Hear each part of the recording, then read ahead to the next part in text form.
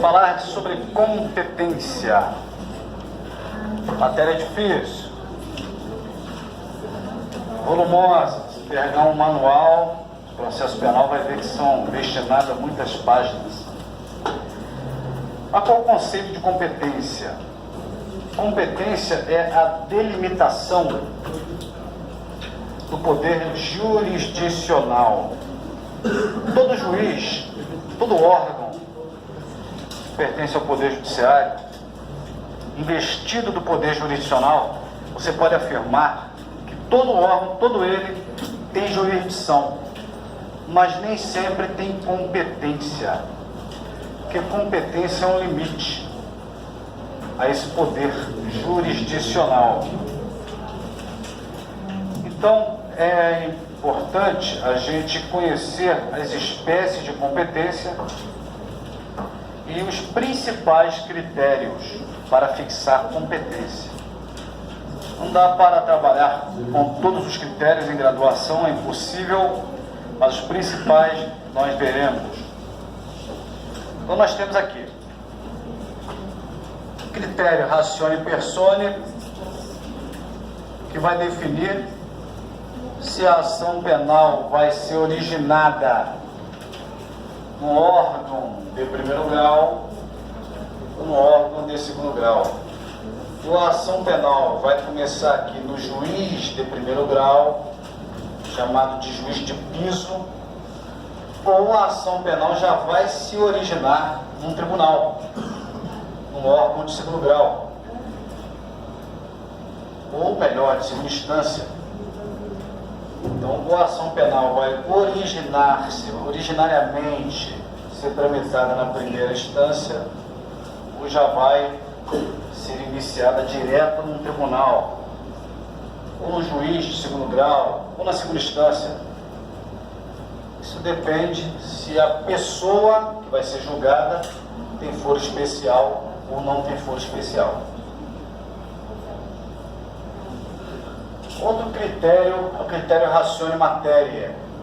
Esse critério normalmente vai ser utilizado para definir qual a justiça é competente. É justiça militar? É justiça eleitoral? É justiça federal? É justiça estadual? O critério ratione loci, escreve loci, mas pronuncia loci, vai definir a competência territorial. Qual o foro competente? Qual a seção judiciária competente? Tem a competência funcional, que aí tem a ver com determinada fase funciona um órgão, na outra fase funciona outro órgão. Para julgar determinado objeto é um órgão que tem competência. Para julgar um outro objeto vai funcionar outro órgão. Por exemplo, no procedimento bifásico do júri, nós temos a primeira fase do rito do júri, que é chamado sumário da acusação, o iudicium accusationis. Nessa primeira fase, quem funciona é um juiz togado, chamado de juiz sumariante, ou em alguns lugares é o próprio presidente do tribunal do júri, que vai funcionar na primeira fase. Na segunda fase do procedimento do júri, aí vai funcionar o tribunal do júri, que é composto por 25 jurados, não por 7, e o juiz presidente. Lá na segunda fase, você vai ter o conselho de sentença, formado pelos jurados, e vai ter o juiz presidente.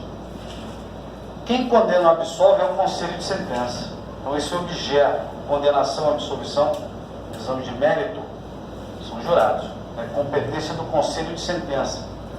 Já a dosimetria da pena, questões técnicas, é relegada ao juiz presidente, não ao juiz togado.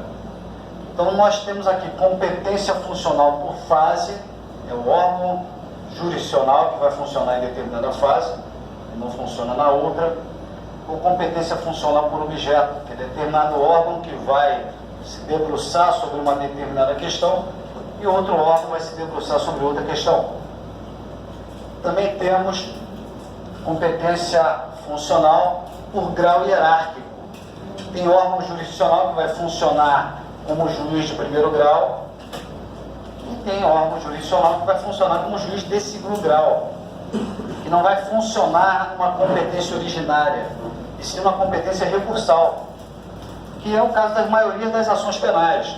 Começam perante o juiz de primeiro grau, que vai exercer a competência originária, mas se a parte que não tiver satisfeita recorrer, vai devolver a questão para ser reexaminada por um órgão de segundo grau. Esse órgão de segundo grau, nesse caso, não vai exercer competência originária, vai exercer competência recursal. Essa é a tal da competência funcional. Competência de juízo é quando você verifica que em determinada comarca há mais de um juízo. São Paulo tem mais, sei lá, de 40 varas criminais. É o juízo da primeira vara criminal? É o juízo da segunda vara criminal? Então você tem que definir a competência de juízo. E temos a conexão e a continência. A conexão e a continência não são critérios de fixação de competência. O correto é afirmar que a conexão e a continência são critérios ou causas de modificação da competência. Vou dar um exemplo, vou fazer um raciocínio rápido aqui. Regra geral, quem tem que julgar o crime é o juiz do local da consumação do crime. O CPP adotou como regra geral a teoria do resultado.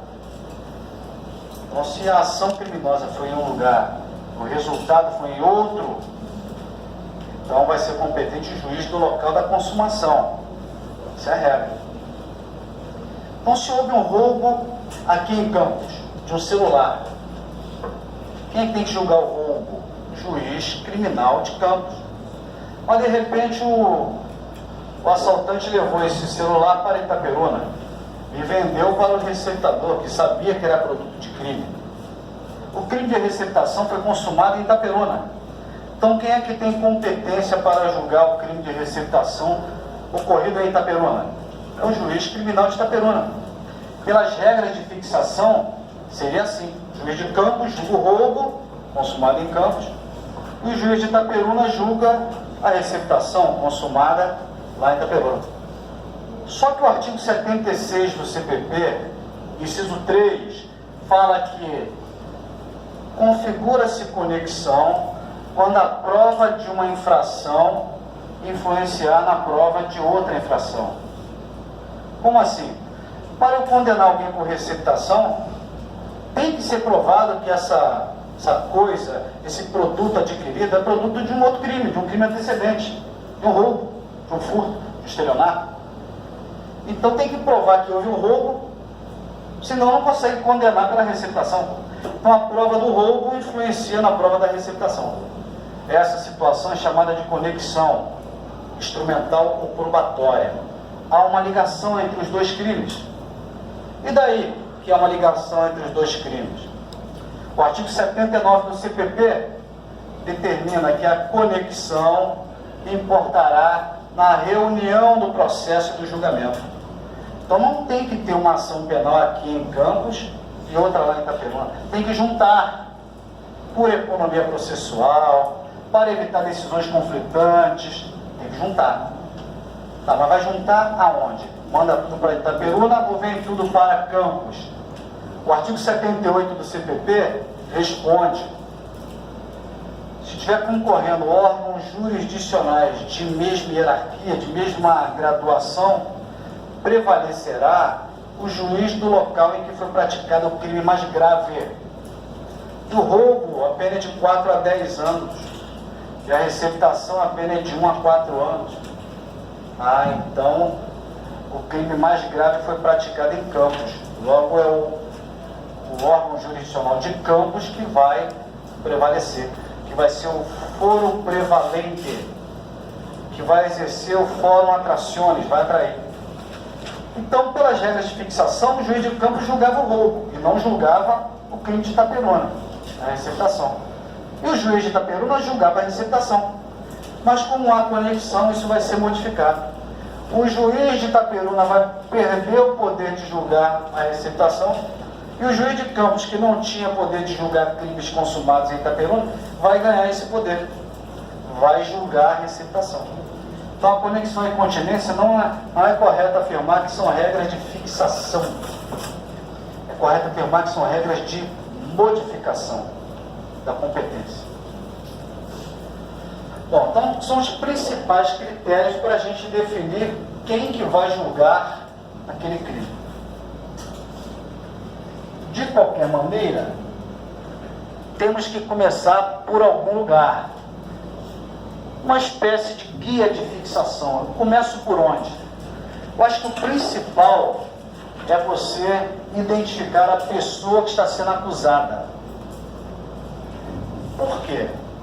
Se a pessoa ela goza de foro especial por prerrogativa de função, não importa o local onde foi praticado o crime, não importa se é federal ou estadual, o que importa é o foro especial dela. Então, o primeiro critério que a gente deveria observar, sempre que tiver que fixar, dizer, né, qual o juiz competente, qual o órgão jurisdicional competente, é olhar para a pessoa acusada. Porque se um promotor de justiça aqui de Campos estuprar uma menina lá no Acre, quem que vai julgar? É o juiz de primeiro grau do Acre? Não, porque o promotor tem foro especial. Ah, então é o tribunal, o órgão de segundo grau, de segunda instância do Acre? Não, é o Tribunal de Justiça do Rio de Janeiro. É o tribunal do estado ao qual o promotor é vinculado. Se é um deputado federal que matou alguém, ele vai para o júri? Importa onde, qual cidade que ele matou? Não, ele tem foro especial, então vai ser julgado no STF. E a gente vai ver os principais cargos que conferem ao ocupante o foro especial daqui a pouco. Só quero que vocês entendam esse raciocínio, que o lógico é você começar identificando o acusado, para saber se tem foro especial ou não. Senão essas regras aqui não vai valer de nada. Se o cara tem foro especial, eu não vou precisar usar nada disso. Eu vou pelo foro especial. Não é correto afirmar foro privilegiado. É uma expressão demodé. Porque não se trata de um privilégio pessoal. Na prática acaba sendo, mas não deveria. O correto é falar foro especial, por prerrogativa de função, e não foro privilegiado. Então evitem uma prova escreverem foro privilegiado. E só tem esse foro especial durante o exercício do cargo. Se já não exerce mais o cargo, porque era um mandato eletivo que se extinguiu, ou foi mandado embora do cargo, sei lá, ou se aposentou, não tem mais foro especial não. E foro especial também é só para ações penais. Se alguém quiser entrar com ação de paternidade contra Michel Temer, é no juiz de primeiro grau, não é no STF. E improbidade administrativa. Se um agente que tem foro especial estiver respondendo uma ação de improbidade administrativa, o foro especial abrange as ações de improbidade? Não. Há alguma divergência sobre isso, mas prevalece que não. Que foro especial é só para julgar ações penais. Ok? Agora, excepcionalmente, a doutrina tem apontado que quando o titular de um foro especial for um juiz, aí mesmo não sendo uma ação penal, mesmo sendo uma ação de improbidade, tem que respeitar o foro especial.